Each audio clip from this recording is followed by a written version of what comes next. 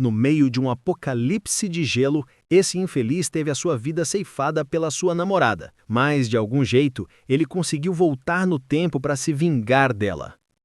A Terra entrou em uma nova era do gelo. As temperaturas globais continuam caindo, mas por favor, não percam a esperança. O governo não nos esqueceu. Enquanto estivermos juntos, vamos superar essa crise. Vamos todos sobreviver. Quem disse essas palavras foi um homem que estava na frente de uma câmera. Por meio de uma transmissão, ele estava tentando acalmar as pessoas diante de uma crise.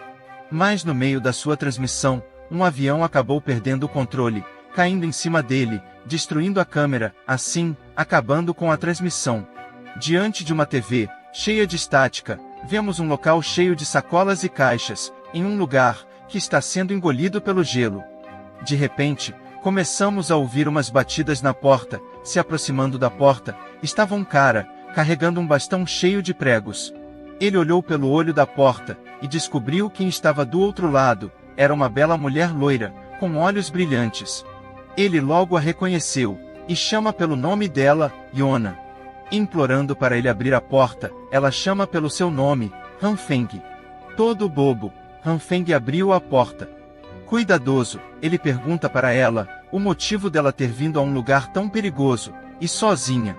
Em resposta, ela se inclina, e lhe dá um beijo que deixou Feng muito vermelho. Envergonhado, ele pergunta o que ela está fazendo. Com lágrimas nos olhos, ela responde que veio apenas para vê-lo.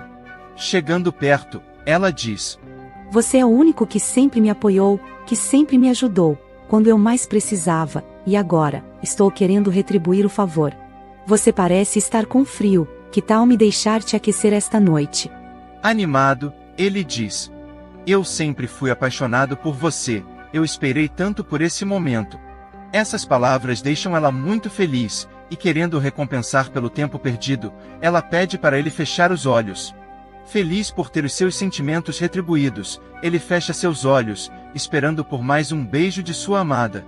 Mas ao invés disso, ele foi surpreendido por um homem, que bateu em sua cabeça, com um bastão de ferro, deixando um enorme rombo em sua cabeça. Yona fica assustada, perguntando se ele não ia apenas deixá-lo inconsciente. Irritado, o homem responde que no fundo, ela já sabia que aquele merdinha precisava cair, para não causar futuros problemas, lembrando a ela que isto é o apocalipse, e essa é a forma mais fácil de se resolver um problema. Enquanto Feng está caído no chão, ele começa a sentir muita dor de cabeça. Vendo o líquido vermelho descer diante de seus olhos, ele diz: Sua vadia mentirosa. Enquanto começava a perder a consciência, tudo que ele podia ver era aquela garota tomando a sua casa e a sua comida, que levou meses para conseguir. Ao mesmo tempo, aquela maldita começou a se esfregar naquele cara que havia acabado de bater nele. Sua visão começou a escurecer, e a última coisa que ele viu foi aquela mulher e aquele homem rindo dele. De repente, uma luz dourada apareceu, e aos poucos, foi ficando cada vez mais forte. Ele começa a esticar a sua mão, querendo saber o que seria aquilo, mas aí, quando estava chegando perto, a luz ficou vermelha, e a partir de sua mão, a luz começou a consumi-lo, e aos poucos, ele começou a se desintegrar, não sobrando nada, virando apenas poeira cintilante. De repente, ele acordou, muito suado e bem ofegante. Percebendo uma luz, ele olha para o lado, vendo uma janela, e sem acreditar, ele fica surpreso, pois já fazia muito tempo que não sentia o calor do sol. Uma hora depois, ele descobriu que está no dia 28 de junho, mas ele se lembra que o apocalipse começou no dia 15 de julho. Então, com isso, ele confirma que realmente voltou no tempo, para antes da crise. De pé em sua varanda, ele diz: Normalmente, isso me deixaria muito feliz, mas essa situação só está ficando cada vez mais estranha. Ele olha para baixo e percebe que sua mão estava brilhando como fogo. Por algum motivo, sua mão começou a brilhar, com um vermelho intenso. Felizmente ele não sentia dor, apenas um estranho calor. De repente, ele espirrou, e da sua mão, de vermelho escarlate, mudou para verde esmeralda. Antes que pudesse entender, a aura verde começou a enlouquecer, sem saber o que fazer, ele simplesmente entrou em casa. Dentro de casa, Feng começa a pensar sobre essa luz, se perguntando o que poderia ser e qual seria a causa. Balançando seu braço, ele tenta desativar, mas tudo o que consegue é ficar cansado, exausto. Ele começa a pensar.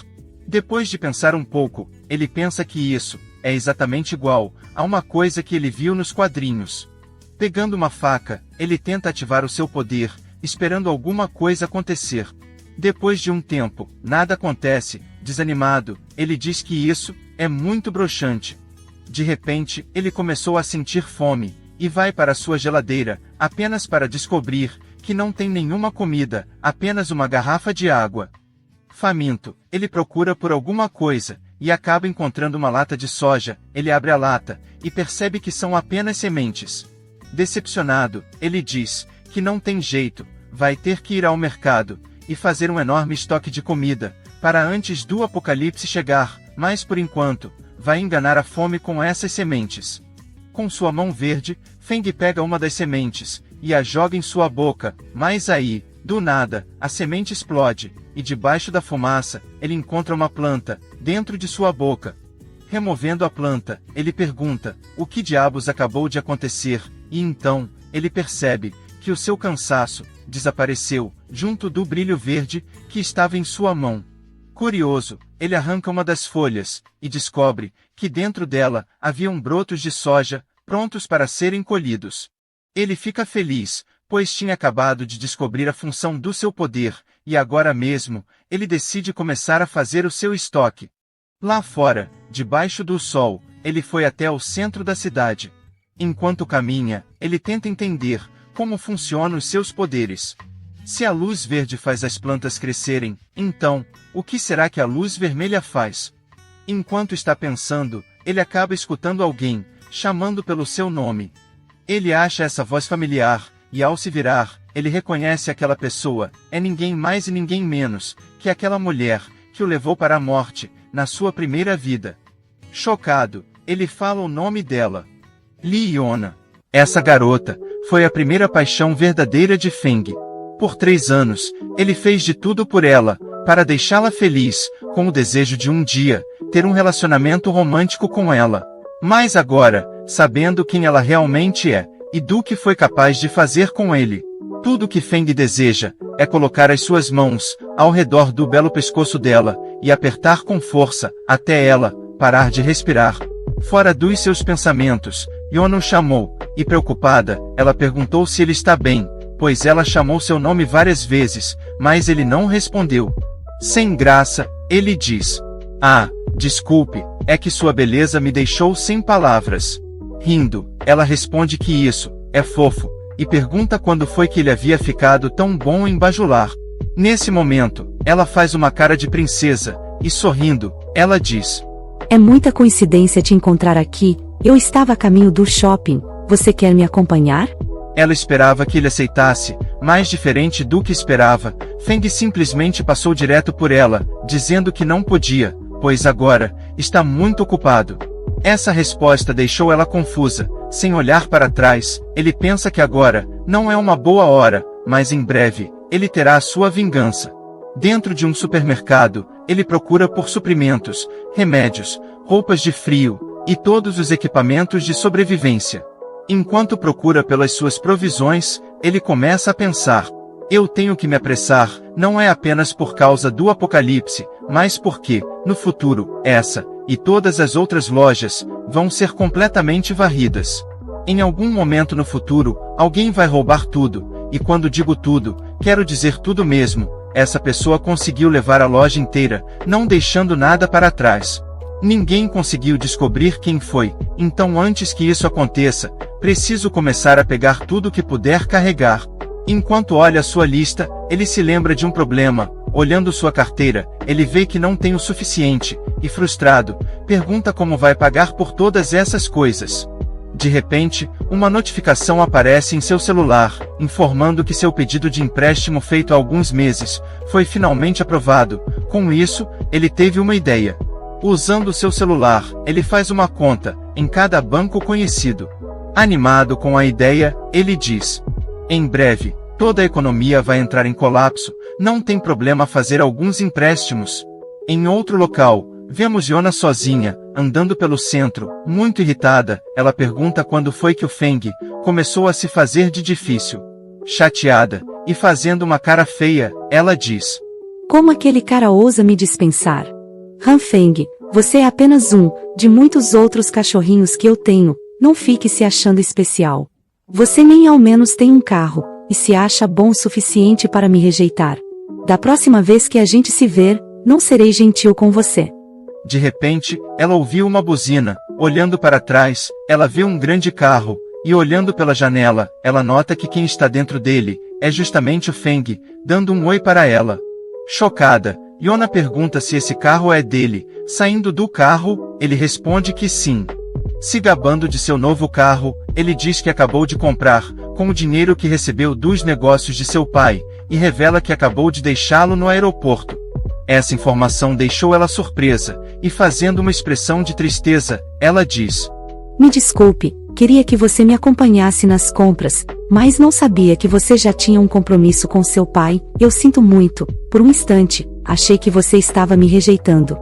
Com o seu braço em volta de sua cintura, ele traz ela para perto, e Feng, com um sorriso caloroso, diz: Bobinha, eu nunca faria isso. Você é a pessoa mais importante para mim. Deixar você triste é a última coisa que eu quero. Mostrando um sorriso meigo, ela diz: É ótimo ouvir isso. Agora que você está desocupado, o que acha de sairmos para comer alguma coisa, ou podemos ir ao cinema e assistir um filme? Mas aí, ela percebe que ele já tinha sumido. Atrás dela, ele responde que agora não pode, pois tem muita coisa para fazer. Curiosa, ela pergunta para ele o que tem dentro das caixas. Ele responde que são as suas compras do mês, junto de algumas besteiras que ele adora. Sorrindo para ela, ele diz que dentro de uma das caixas está o seu presente de aniversário. Essa informação deixa ela animada. Vendo que ele está muito ocupado, ela diz que vai para casa, dizendo que vai vê-lo outro dia, e ele responde que deseja vê-la muito em breve. Sorrindo, ela vai embora, e em sua mente, ela pensa que o Feng continua sendo um bom cachorrinho. Em contraparte, Feng pensa que ela continua sendo aquela mesma vadia, que sempre foi. Indo embora, ele diz: Yona, vou fazer você pagar por tudo que fez. Você, e aquele cara que te ajudou, vão todos pagar. Desta vez, você é quem vai estar no chão, enquanto eu vou estar rachando o bico, vendo a sua desgraça. De volta em sua casa, ele já começou a preparar tudo. O apocalipse vai começar no dia 15 de julho. A partir desse dia, os alimentos se tornarão escassos. Água e comida serão muito essenciais para a sobrevivência, então, decide estocar tudo o mais rápido possível. Claro, ele quer fazer isso sem os seus vizinhos saberem. Ele decide montar um esquema, trazer os produtos de manhã, e à noite, ele mesmo leva tudo para dentro. Além da comida, os remédios também serão muito cobiçados, então, ele pega tudo que puder. Ele se lembra que no apocalipse, as linhas elétricas vão deixar de funcionar. Querendo se preparar, ele paga pessoas para construírem um sistema de aquecimento independente, com um gerador de emergência. Aproveitando, ele também pede para reforçar as portas e as paredes de sua casa, não querendo correr o risco de uma invasão. Ele também pede para construir um mini depósito, um local de armazenagem, onde ele pode guardar suprimentos para uma emergência. Terminado todos os preparativos, ele percebe que já tinha se passado um mês, e agora, está no 14 de julho, um dia antes do apocalipse começar. Olhando a sua lista, ele confirma que todos os itens e equipamentos foram adquiridos com sucesso. Tudo o que é essencial para sobreviver, está tudo aqui. Agora, só falta uma coisa para conferir, e essa coisa é o seu misterioso poder.